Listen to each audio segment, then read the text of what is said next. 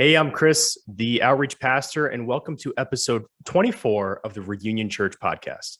This is Sunday Recaps, where we discuss a couple key points from the previous service and help you navigate the spiritual formation process. And wow, we've been both lazy and busy all at the same time. It's just that time of year. There's been a lot going on, and then this week, not a lot going on, but this episode is kind of be different. We're going to go over not just our Christmas Eve service, which was phenomenal, I think, but we're just kind of want to just recap this last year, 2021, as a church, as a community in Reunion, what it's looked like, the pros, the cons, everything that happened, and just kind of give you guys a timeline of the process and the walk that we've been on for these past, 10 months, close to a year, just in prep, including that as well. Yeah. So we're kind of going to start from the beginning, but I mean, might be good just out of the gate, talk about Christmas Eve service, because I think it was a huge win for our team. Andrew, just real quick, you did a co-sermon, I think you would call it, with Jared Keith. How do you think that kind of went along with just the service in general? Because I know we had a really good turnout as far as that goes. Yeah. So I kind of have like a love-hate feeling towards Christmas Eve and Easter and all these, right? Because there's an expectation inside of American churches of this is exactly what it should look like and always should feel. And so your creativity, your own ability is very limited into what you're able to do and stuff. And there's a lot of pressure around it of it needs to look this way, it needs to do this. And there's always me being a type 3, Enneagram, like there's this huge pressure to perform, make it great, make it big, do everything we can, which you guys as my team leads have always been phenomenal on the core team of just really bringing me back to reality of like, hey, no, we suck at doing really, really big events. We need to chill out, right? And keep it to what we're good at, which is keeping it very personal, keeping it very real and relational, because we know that people would rather have someone that is very authentic and vulnerable rather than something that is fully polished together, right? So coming into Christmas Eve, it was pretty tough because there was all those expectations, and because we don't know what Christmas necessarily kind of looks like in this area. In like Bible Belt areas, Christmas Eve is like the thing to do. Like you will get tons of people to show up, tons of people will be very excited. In Colorado and in states that are honestly very unchurched, Christmas Eve isn't a huge thing as much.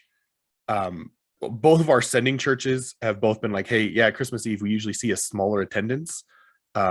We don't see a huge increase in attendance actually on Christmas Eve, because understandably people want to be with their families. They want to go do stuff. They're going to be doing stuff in the mountains or whatever it might be, right?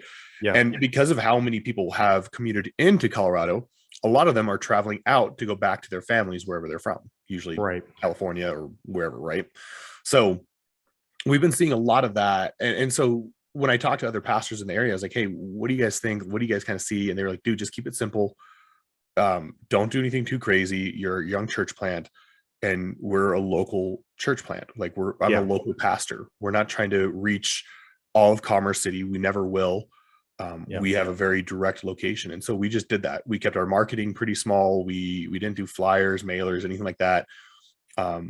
We just personally invited. We did a lot of stuff with the coffee house because they had a lot of stuff kind of going on.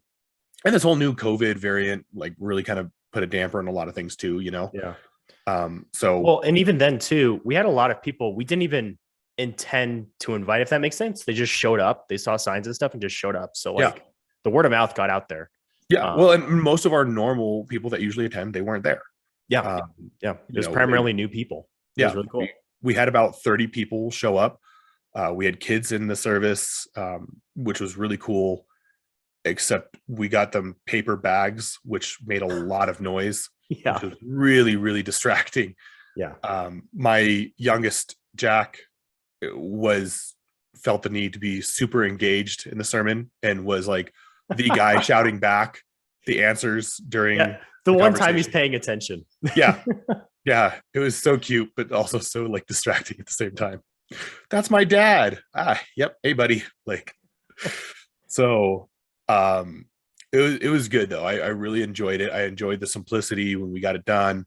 I went through a lot of ups and downs, times where I was like, man, so excited to kind of do this, and times where I was like so stressed out and so nervous about what it was going to look like, and if we were Yeah. going to fail at doing this. And but we rearranged the coffee house too in a really neat area that, as things might grow and change, we might be able to change that up. So we might be able to change things up around what we want to do.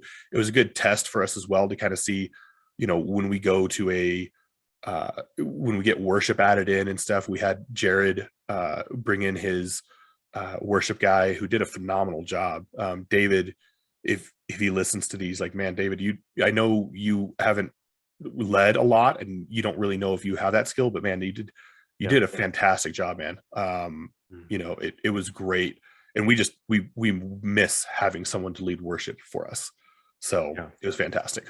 Yeah. And just overall, it was, I think, one of our best services overall, just the way we came together as a team, had it running, the way we had a lot of new elements that a new church wasn't used to. And I think we pulled it off very well. Why do you think, just to kind of touch on that point that you brought up, why do you think there's so much pressure on a Christmas Eve service for church world in general? Like, why is there so much pressure to have a good Christmas Eve service? Because everyone talks about it. Christmas and Easter, those are the services you really got to have dialed in. Why did you feel that pressure? And is that a realistic expectation that should be met or maintained? Yeah.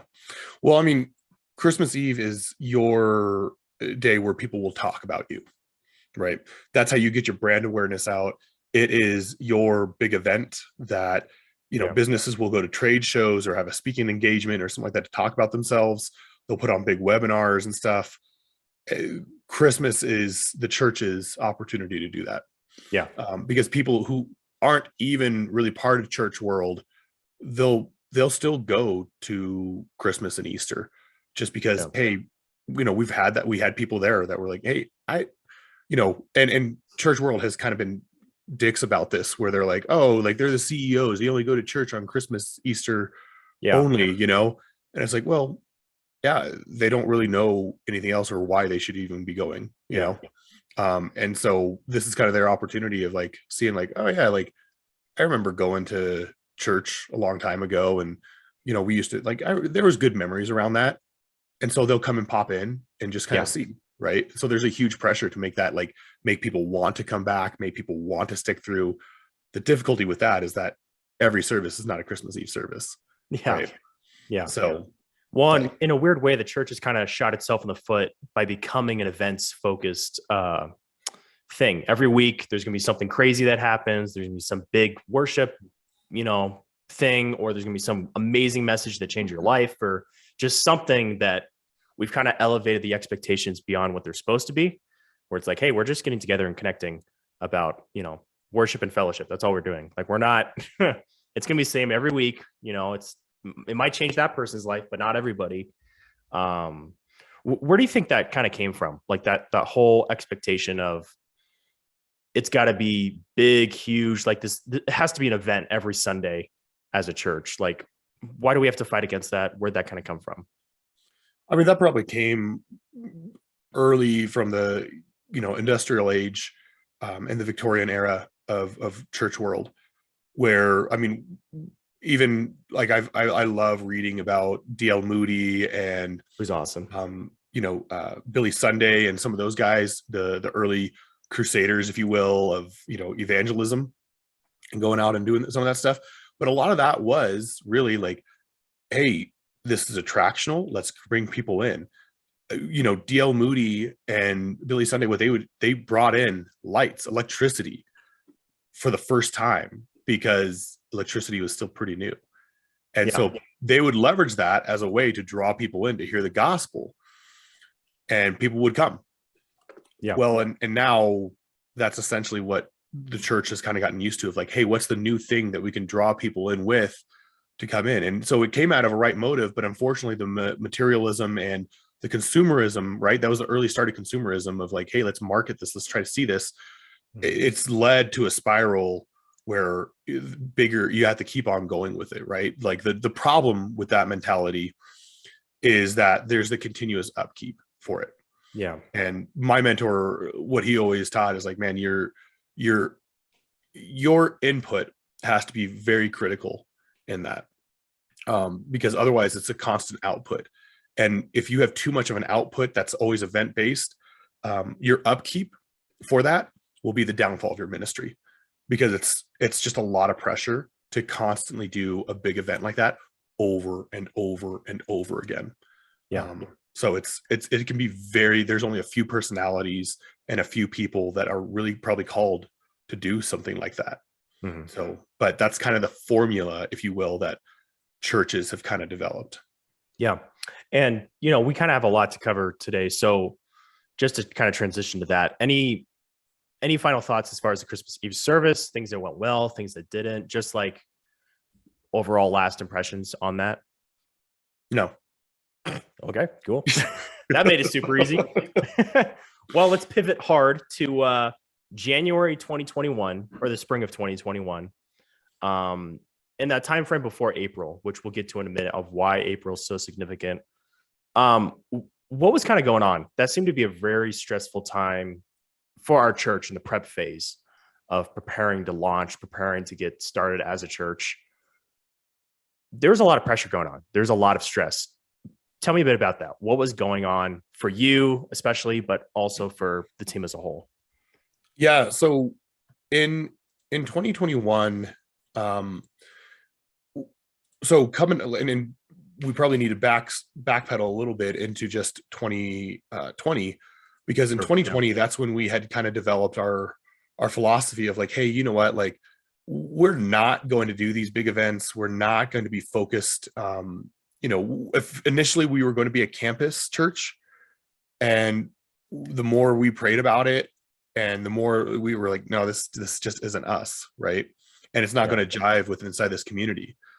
And so when we took a step back, and that winter, the core team, we got together and we developed our discipleship strategy.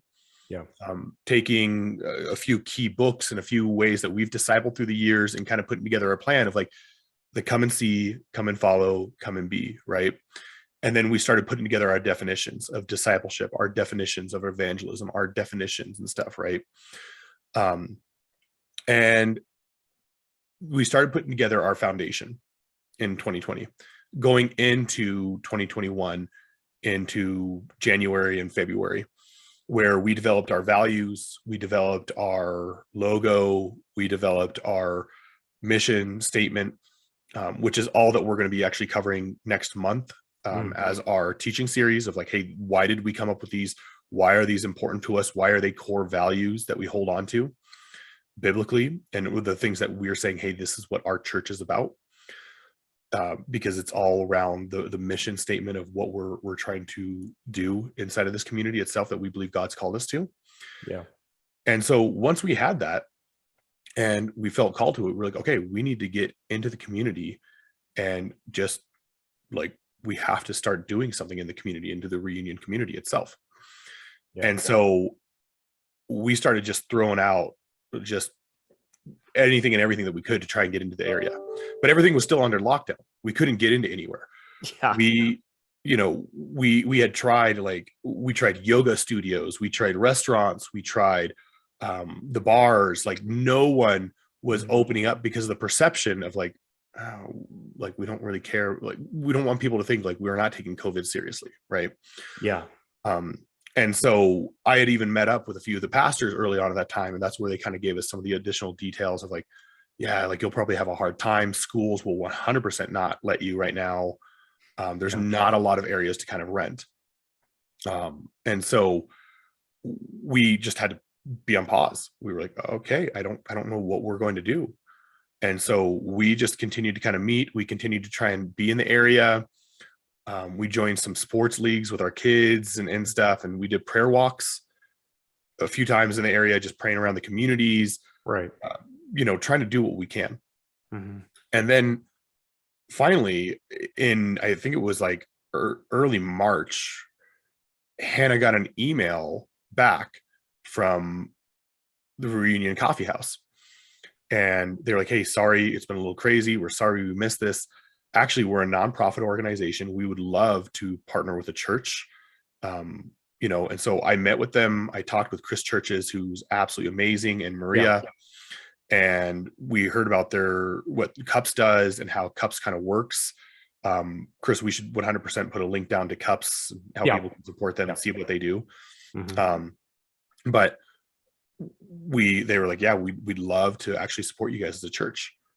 And so we're like, oh, here it is, let's go. Right. And so, and then she was like, yeah, like you could rent the building April 1st. And we were like, okay. Which I think was what, like 2 weeks, 3 weeks? Yeah, like it was a really short time. Yeah, super short time. Now we've had a few people that had donated money already to us. And we had a little bit of financial backing just from our own team tithing together and stuff, right? And so we went out, we bought some supplies, and like I think that week maybe I slept like 3 hours a night or something like that, just planning, putting stuff together, and pushing our team to be like, all right, invite, who are we going to do? What is each person going to do? Putting together our roles, because it moved a lot quicker than what we were anticipating. And so the initial idea was like, let's create it big and start narrowing and drawing people in, right? Where you kind of choose, like what Jesus did, where he chose from his crowd who he was going to choose as his disciples. And so it comes down to that launch day. We're all getting really, really excited about it. There's a lot of pressure. We've got Justin Glass, who just joined us 2 months into this, and like we're running into all these new processes and stuff. So bless him and Rain as they're like trying to figure out what did we just step into. Well, and even things we've never tried before. Like we had no time to test or practice any of this stuff. Like it was just like, oh, we got to go sort of thing. We just got to go. We just got to go for it, Yeah. And then the weekend, or like a few days before, actually, we were supposed to start, have our first service, if you will, inside of the coffee house. I actually had my heart attack, where, and I mean, like that was a huge wake up call to all of us and stuff, of like, I'm trying to take on too much of what I perceived as like the responsibilities of the pastor, because we're not full-time. Right. But I was acting like I was full-time. And so from that heart attack, like the number one thing, and there are like some of our early videos talk about this, when we first put together this podcast, around like the number one thing the doc said, were like, hey, you need to chill, right? You have a type A personality. Type A personalities are very prone to early stage heart attack because of the stress levels they put on their heart, the lack of sleep, the amount of caffeine they drink just to keep going at the pace they do. And I had no idea how to. And that's where you guys came alongside. You guys like, hey, listen, like we will take on more. And that lines up perfectly with what we believe is like, the pastor is not the hireling to take on all the hospital visits, to take on all the first meetings.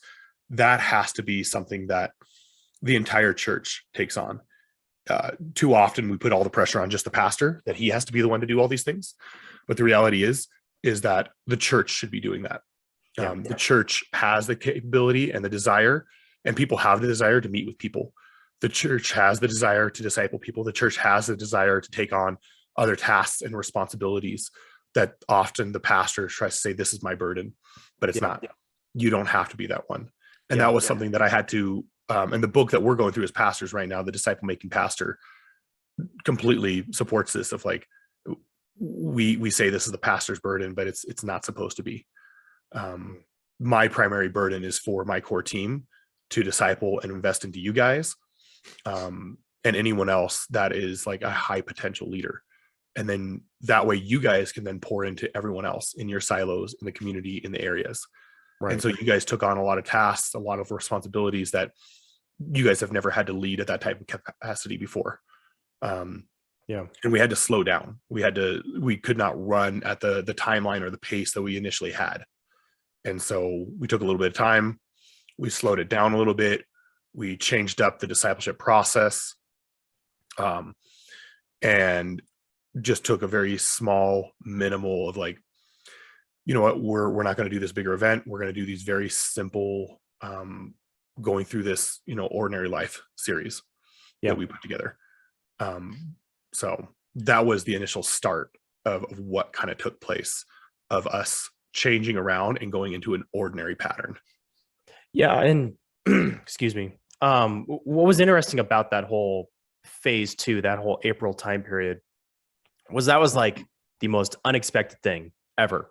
Like, just to give a little background on your story, like, you were going through this huge weight loss, you're making all these improvements to your health, you're doing all this research, like you're having what looked like having it together, making all these improvements.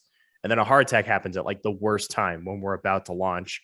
I'm on vacation. So I didn't even know until like a day after, when Hannah called me. Like, it was just like the worst time for something like this to happen. But it was such a God thing, because in retrospect, I think it was one of those situations of like, hey, if I don't stop one of you now, this is going to crash and burn very quickly, this whole church plant, because you're not ready. You're taking this way too fast. You're not doing this wisely. And in retrospect, I think it was a good thing that this happened, because it forced the whole team to slow down and think like, oh yeah, we put everything on Andrew, even though he's not even paid, he's bivocational. And then we realized, oh, well, we're bivocational too. So we should have the same burden, in a sense of like the same amount of work bivocationally. So yeah, that was a huge learning curve. You kind of mentioned Ordinary Life. This was kind of the series that we started doing. And I thought this series was great. Namely, I named it, so I love the name. But what was the purpose and the reason to start with a series like this to launch a church? Because it seems so kind of ridiculous in a way, of like choosing the most mundane, simple, honestly kind of boring series to do for a big church launch. Like, why run with this? What's the point of that? Yeah. So it was something that I always wanted to do, but I wanted to do it better. I wanted to put together like, all these different things for it and stuff. And it was on like our timeline to do in 2022. Mm-hmm. But after the heart attack and, taking on some counseling and going through counseling and stuff, I was like, out of one of the counseling sessions that kind of came out of it, was like, hey, you need to present what you can, obviously do the best that you can, but it is God who will multiply, right. Like the 2 loaves, where like, I just give, hey, this is what I have available out of my life. Right. And that's it. And then God will do the miracle out of, if it's 1 hour I'm able to give, if it's 15 hours I'm able to give, God will do the miracle to reach the rest of the community. Just like what he did with the boy with the 2 fish and stuff. And so when we looked at the Ordinary Life, the pattern of striving, of going all out, of being a type A personality, it is something that is very prided on in America. And whatever you benefit a lot from too. Yeah. You will move up, you will do great things. Right. And when we started slowing down and realizing it, and in talking to other people, a lot of people struggled with this too. They were like, I don't understand. Why would this have happened to you? And so, because a lot of people are just like me, or want to be in that same boat, especially inside a church world, where I want to be the one who has all that. I want to be the striving pastor. We have this American idolized dream of being a hero. And the reality is, like, we're never made to be the hero. And so it was us coming back to that reality. And you could kind of see where, like, we had a pretty big group at the first. And then as we continued in this discipleship process of holding people accountable, having tough conversations, breaking down people's normal expectations in life. And just them realizing that people didn't like it. People didn't like necessarily kind of seeing that. They wanted to hear my best life now, Right. And continue to live it that way. But scripturally, you're challenged not to. Scripturally, you're challenged not to strive after having that huge house. Scripturally, you're challenged not to try and be, the top person in the company and all these things. You're challenged not to be like God. And a lot of times that's what we want to be. So that was the motive why we started in that, was to really disciple people in a heart attitude that we all struggle with. Mhm. Yeah, and it was so weird too, just thinking back on even the side conversations, just a part of that series when we were at church, the things that people would talk about and have questions about of like, well, is it wrong to be successful? Is it wrong to want to chase this? Is it wrong to do that? And I think it always came down to like, well, why are you just running so hard? Like, why are you in such a rush? Yeah. Like, if God's really called you to this thing, it's just going to happen, right? Like, yes, you're going to put in effort. Yes, you're called to work hard, but like at the end of the day, is this God's thing or your thing? Like, which one's God in this situation? Mhm. And that was really challenging, some of those conversations, because we were learning at the same time as we're teaching people, oh, you know what? I try to be God a lot more than I actually know. And even with the therapy sessions that you started, that was post heart attack, right? You never did anything like that beforehand, correct? Right. Yeah. Okay.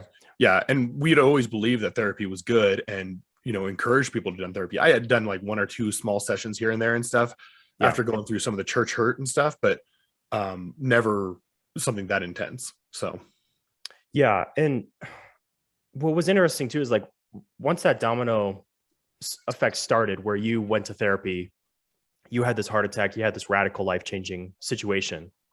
And you essentially started from scratch with your spiritual, what I would call a spiritual cycle, where you kind of peaked and then you crashed and then you're starting from the bottom again, working back up. We all kind of realized like, oh, you know what? We don't really do anything to fill ourselves up. We don't do anything to repair ourselves from the burden of ministry, from how difficult this can really be, because we just don't talk about it. It's not supposed to be talked about how, you know what, this is really crappy sometimes. This is really difficult. yeah. And we bottle up those emotions and then probably cry at home or cry on the way home and never talk about it with each other until we did therapy. Like, I know Hannah, yourself, myself did therapy. I think there were a couple other people on the team as well. Yeah. And it just had a radical effect of that self-awareness of, doing these personality tests, doing a lot of team exercises, doing a lot of just how are we doing before we try to help other people when we're not doing well, which happens all the time in church. What do you think is the greatest benefit of like those personal growth plans that we kind of developed, therapy, the team building exercises? Like, why is that so essential to a church? Because like business world makes sense, right? They see each other every day, but why a church that's bivocational? Yeah. Well, the fact that business world does it, it should also tell us something of like the business world is creating great leaders, and Yeah. we should be actually creating some of the best leaders as a church. And we can definitely take some of those things. And one of the things that I started realizing is that I'm not an amazingly creative person, but I'm very innovative in the fact that I can take an idea of something else from somewhere else or something like that, and twist it around to kind of fit something different, into a different mold, if you will. Right. And so taking some of the stuff that I've done inside of work, into different areas, and taking stuff that we've learned inside of just my counseling, and being able to take that back to us and help us just to kind of see of like where we're at. Because the reality, the biggest benefit of that self-awareness and where you're trying to go, one of the Desert Fathers, when they were huge components around, they didn't call it the Enneagram, but it was something like the Enneagram, right, where it kind of started. And the reason why is that they said, hey, when you can know yourself, you can understand really, wow, this is how God made me, right? And you can see your strengths and your weaknesses. Right. And then at the same time, when you begin to really understand yourself and be aware of yourself, you can also see like, man, I really suck. I need God's grace, my striving and my ability to get stuff done, I always viewed as like such a great thing. And it was something that I had complete control of and stuff. But then realizing that it was actually incredibly a toxic component that I was using to cover up pain early on, because it's what how people could see value in me. Yeah. It crushed other components of how God made me. Yeah. And so it was coming to that self-awareness of like how God had kind of made me and becoming a healthier me. When I'm healthier, I'm able to lead other people better. Yeah. And so it's too often, again, the idea of most church leaders, and unfortunately that has been preached, is that you must be well polished before you can lead. Yeah. And that is not the case. Show your passion. Show how God has made you. Show what God has really done in you, and show that passion. Passion will beat polish. And so let that be kind of shown more, because that's more critical. And I think, if anything, that's what we've kind of seeing of like, this is how we can become more vulnerable. This is how we can become more transparent to our communities and let people see really how God does the work in us. Because when people see that, they're like, oh, that's something that I need. Yeah. And when your passion is, the first thing that people notice about you in ministry and all that, they see the purpose behind it. They see what's driving that passion is the purpose.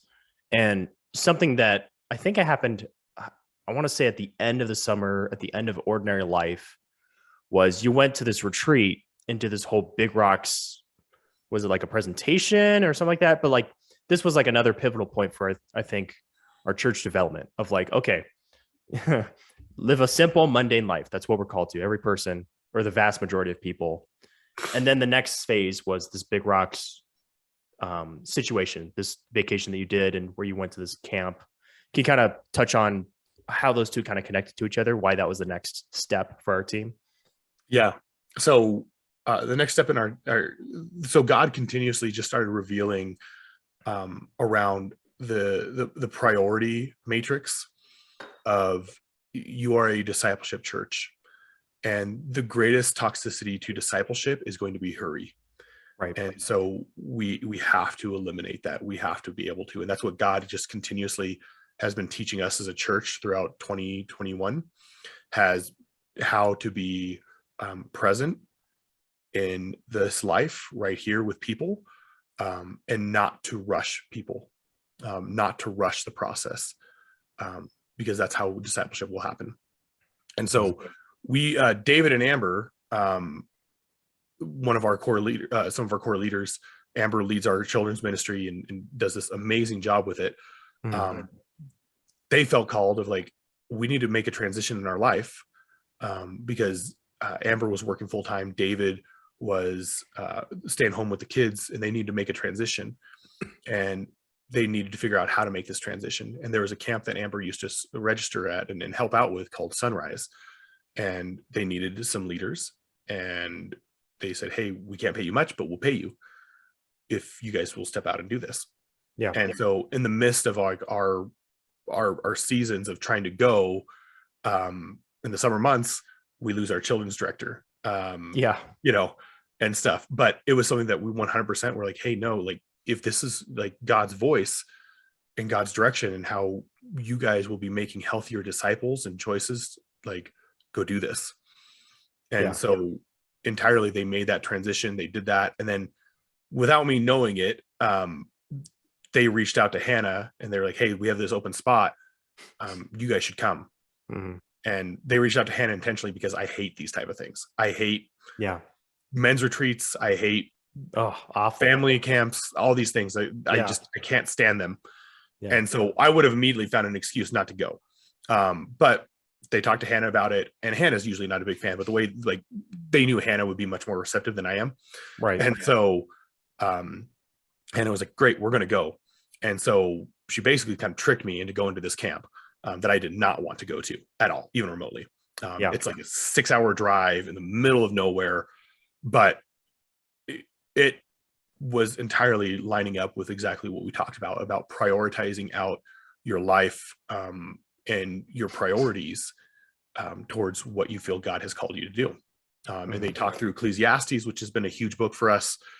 They talked through the need of intentionality around hurry and time, and eliminating that. And honestly, just like a basic discipleship process. And like, I absolutely loved like the leaders up there, and they 100% aligned with where we wanted to go, but it was just reinforcement around what we're talking about. And so when we came back And when David and Amber came back, it was another thing of like, hey, what are your rocks? What are your priorities? Like, because one of the big issues with a lot of people is that, many aspire, but few attain. Yeah. And we might want to do great things in the church. We might aspire to do great things for the Christian world and stuff, but we don't attain it because we're so busy and so distracted by everything else. We don't have enough time. I don't have enough time. Like, that's the number one excuse I hear all the time. And it always drove me crazy as a 3, because I was like, well, make the time, because you can just give up sleep or something. But the reality is like, no, just give up certain things that are not a priority. You don't have to say yes to that birthday party. You don't have to say yes to that sport. You don't have to say yes to all these different things. And so it was really powerful for us to come back to and help. What are our big rocks as a church, and falling in line with our values?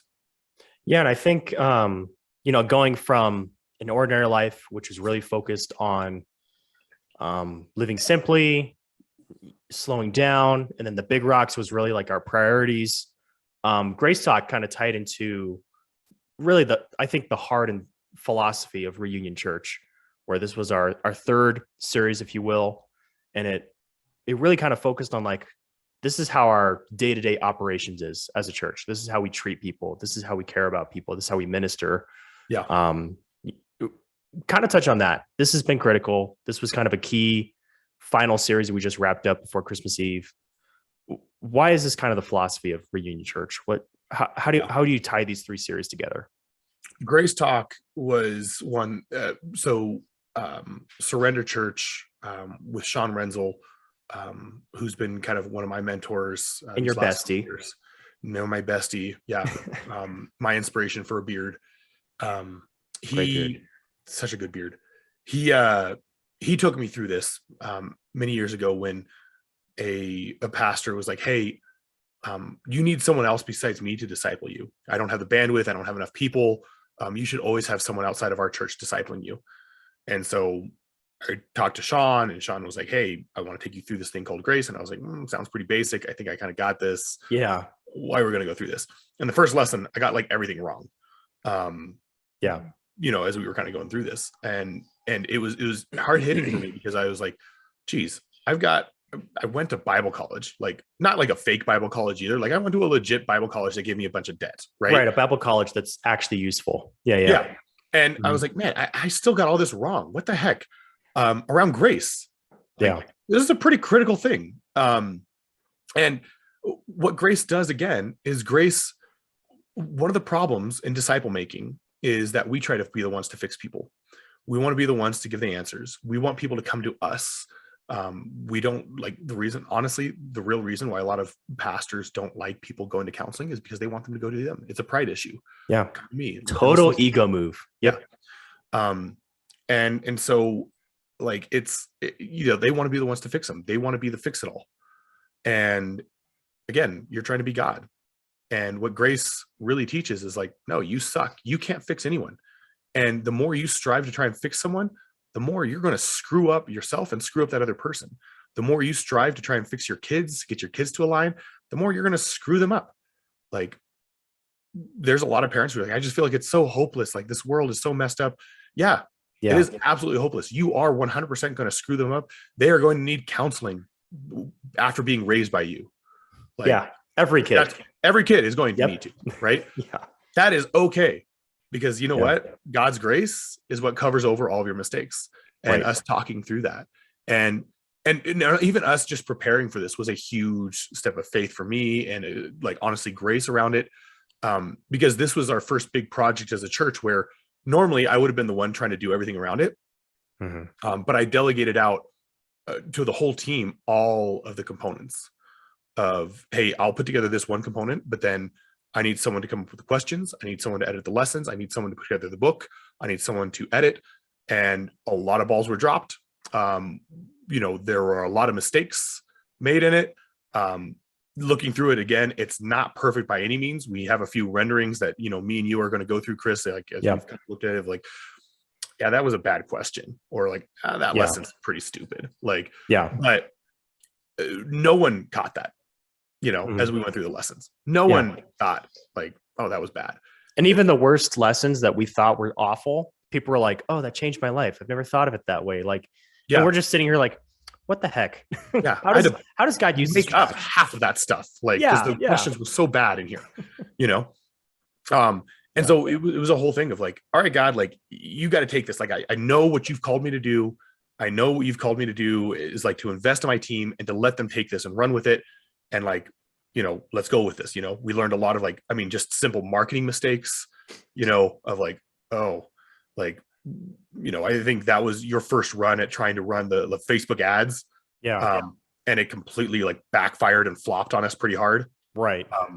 And so there were just a lot of little things where it was like, normally I would have been like super stressed, pissed off about, but like, it was something where we just like, hey, all right, this is what it is.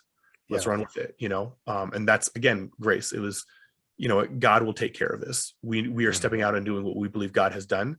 And so grace is what will transform someone. God is the one that will transform someone, not us. Discipleship is never about you transforming someone. Discipleship is about you pointing them to hear from Jesus. Right. No one cares what you think. Let's just say it. Yeah. Like they're here for Jesus, not you. So, so like, that's why I was like, man, grace just fall, like this grace series will be something that we'll go back to. And it's one of the beginning discipleship aspects that will take people through, because of how critical it is. Yeah. And it'll probably be a yearly thing too. We'll probably do, I know we've kind of talked about it, but we'll probably launch it again, August, September time, probably around that time. But if you guys want to revisit that series, we'll probably do it 2022, that time frame. It kind of seems like there's kind of in a weird way, like a story arc to Reunion Church this year. How would you kind of describe the progression we've made as a church in our first year? Because I know we launched in April, so it's not technically a year, but the prep was easily 6 months to several years before we actually launched. How would you kind of describe that, where we've been, where we're going sort of arc that we've been on as a team? So I think where we've kind of been, we had to really settle into who we are and being confident in that, of, hey, this is who we are as a church, as a disciple making church. And one of the things that was always warned to us, we talked to a church plant that had failed in Commerce City Reunion. And one of the things, and they were very similar to us. And one of the things that he warned, he was like, hey, you stick to your convictions. You stick to those, and you will feel pressure every day to be like everyone else. He's like, you will get pressure from your supporting networks. You will get pressure from other churches, other pastors. You'll get pressure from individual people who will leave your church because, oh, you're not a real church yet. Because you don't do these things here. And he's like, do not give that up, because the minute you give that up, your church, that's when our church fell apart. Was because I then started to be like, you know what, I want to do this. Like, I need to do this to try and get people to come in. And so that is something that we've had to stick to heavily, even to where we're trying to go. We're trying to get into a bigger space where, we're trying to see and trying to get a worship leader. And so, because some people just really don't consider us a real church, even though like we're doing everything that the Bible says about a church. We are a real church. And so, trying to overcome some of those things, it would be very easy to be like, all right, we got to raise more money. We need to do these things. But that would mean we would have to give up our process of discipleship, our deep conviction of what discipleship and leadership development really is. And we're not willing to do that. So we will take on the slow growth of investing into just a few men and women who will then take that and invest into others. And our discipleship groups have been absolutely phenomenal.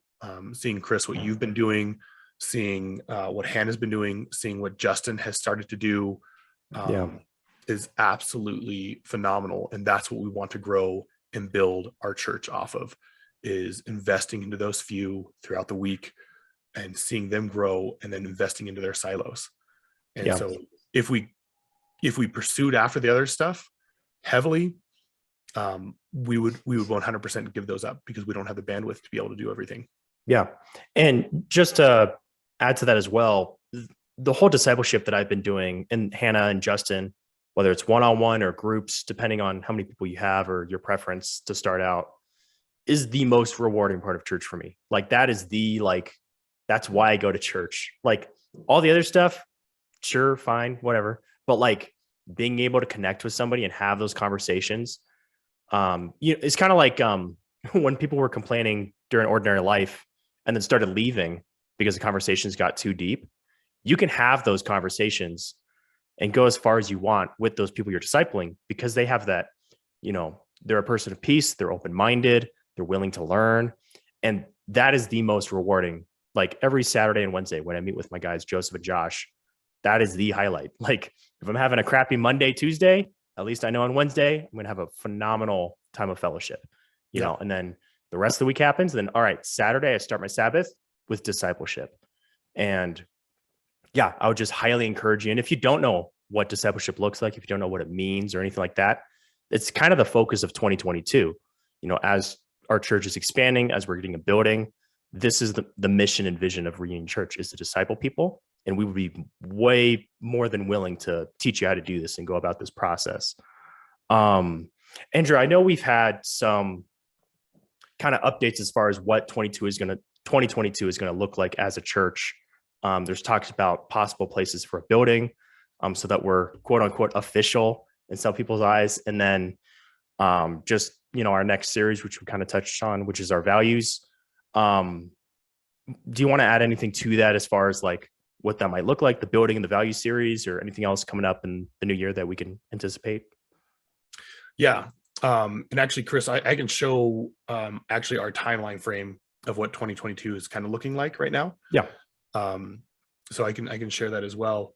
But essentially, what we are really looking at when we're discussing what 2022 is going to look like, by March, our plan is that around March, we want to have our official launch using church world language, right? And by launch, we want to have 12 more disciples. We want a worship leader to be able to lead us in worship. We need about 50,000 to help cover the initial startup costs of equipment, of gear, of a couple months of the service itself is there, and then ideally a bigger space so that we can hold some of the things for children and stuff. Yeah, and just to be clear on the money part, because I know people's ears are going to go up, we take $0 from that 50K. Right. So because we're bivocational, and honestly, because you and I both work in software sales, we don't want your money. We already make plenty. So yeah, it's not rest for assured, our it's use. all going to the mission. Yeah, it's going to the mission of disciple making, and then eventually we'll have a public budget that people can kind of see of like where the money's kind of going. We're trying to figure out how to make that simplified.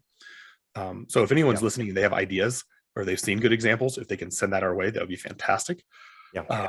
But we want to make something simplified for everyone to kind of see like, hey, this is where the money's kind of going basically. So, but the new space, we've been praying, the doors have been shut because, COVID's revisited.